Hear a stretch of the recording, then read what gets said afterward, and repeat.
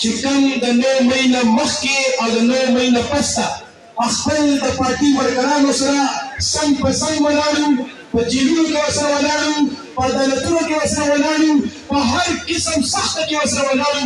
هغه مشرانو ته شکور خان، عارف احمد سید، ملک الورتاج صاحب، خالد خان، تاسو ټولو ته د پېښور د طرف نه سور سلام دي. افتخار به وي. بیا د تحریک انصاف د ضلع 400 تنظیم د پارټي ملګري څومره ورکران دي دلته همزولي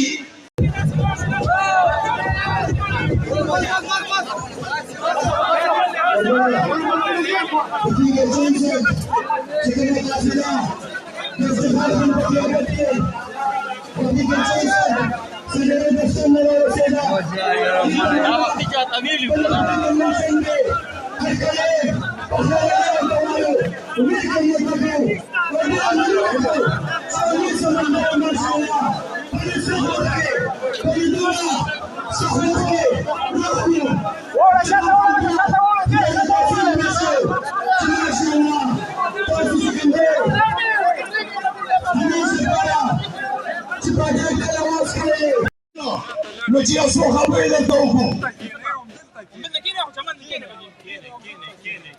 بله دا خبره درته کومه چې د مونځ ټایم چې دی 4:30 بجې دي، 4:30 بجې باندې به ټول مشترکه پاسو مونځ به کوو.